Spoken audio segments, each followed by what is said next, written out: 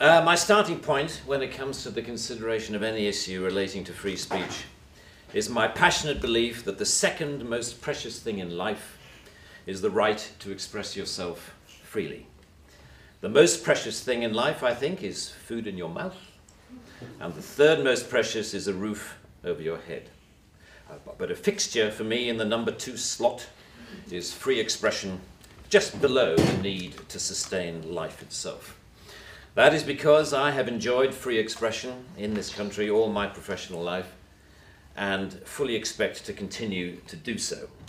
Personally, I suspect highly unlikely to be arrested for whatever laws exist to contain free expression because of the undoubtedly privileged position that is afforded to those of a high public profile. So my concerns are less for myself and more for those more vulnerable because of their lower profile. Like the man arrested in Oxford for calling a police horse gay, or the teenager arrested for calling the Church of Scientology a cult, or the cafe owner arrested for displaying passages from the Bible on a TV screen. When I heard of some of these more ludicrous offences and charges, I remembered that I had been here before in a fictional context. I once did a show called Not the 9 O'Clock News some years ago, and we did a sketch where Griff Rhys-Jones played Constable Savage, a manifestly racist police officer to whom I, as his station commander, is giving a dressing down for arresting a black man on a whole string of ridiculous, trumped up and ludicrous charges. The charges for which Constable Savage arrested Mr. Winston Kadogo of 55 Mercer Road were these: walking on the cracks in the pavement, walking in a loud shirt in a built-up area during the hours of darkness, and one of my favourites, walking around all over the place.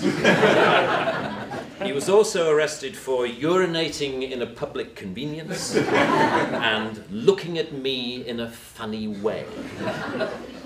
Who would have thought that we would end up with a law that would allow life to imitate art so exactly?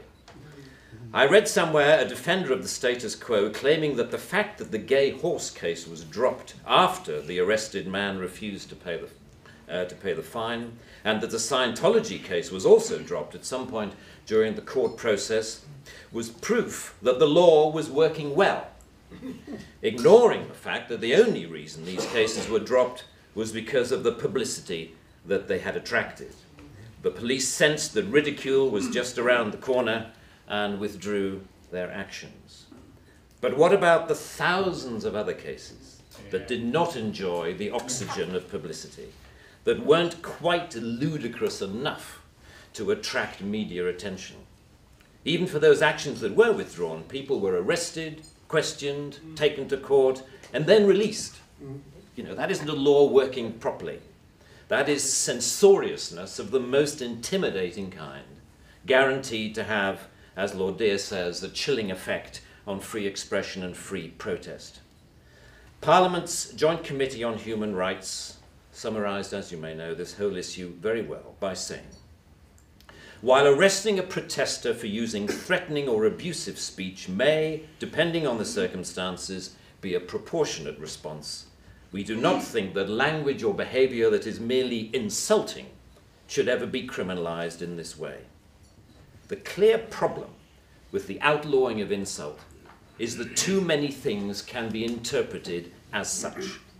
Criticism is easily construed as insult by certain parties. Ridicule easily construed as insult. Sarcasm, unfavourable comparison, merely stating an alternative point of view to the orthodoxy can be interpreted as insult. And because so many things can be interpreted as insult, it is hardly surprising that so many things have been, as the examples I talked about earlier show.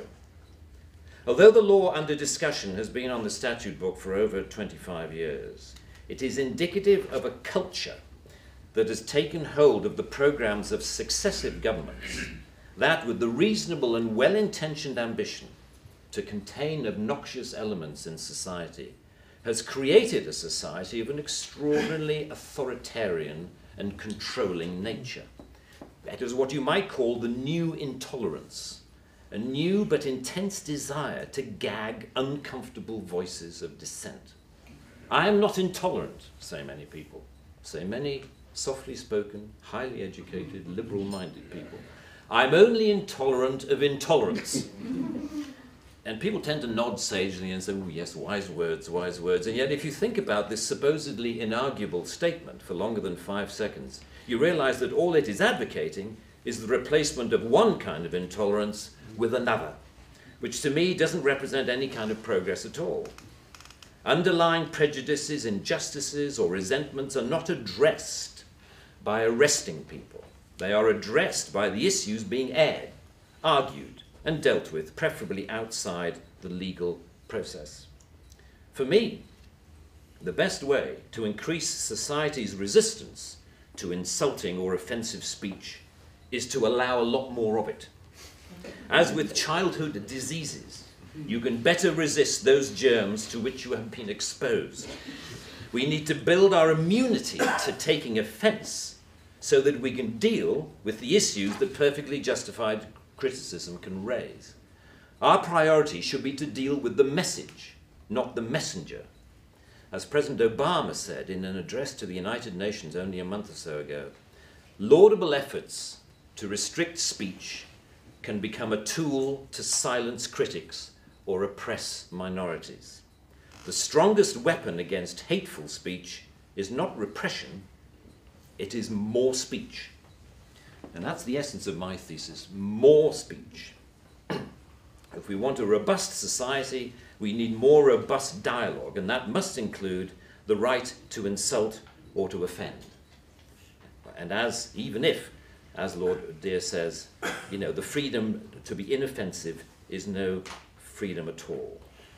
The repeal of this word in this clause will be only a small step, but it will, I hope, be a critical one in what should be a longer-term project to pause and slowly rewind a creeping culture of censoriousness. It is a small skirmish in the battle, in my opinion, to deal with what Sir Salman Rushdie refers to as the outrage industry. Self-appointed arbiters of the public good, encouraging media-stoked outrage to which the police feel under terrible pressure to react. A newspaper rings up Scotland Yard. Someone has said something slightly insulting on Twitter about someone who we think a national treasure. What are you going to do about it? And the police panic and they scrabble around and then grasp the most inappropriate lifeline of all, Section 5 of the Public Order Act, that thing where you can arrest anybody for saying anything that might be construed by anyone else as insulting. They don't seem to need a real victim. They need only to make the judgment that somebody could have been offended if they had heard or read what has been said. The most ludicrous degree of latitude. The storms that surround Twitter and Facebook comment have raised some fascinating issues about free speech, which we haven't really yet come to terms with. Firstly, that we all have to take responsibility for what we say, which is quite a good lesson to learn. But secondly, we've learned how appallingly prickly and intolerant society has become of even the mildest adverse comment. The law should not be aiding and abetting this new intolerance. Free speech can only suffer if the law prevents us from dealing with its consequences. I offer my wholehearted support to the Reform Section 5 campaign. Thank you very much. For more great content, like, subscribe and hit the notification bell.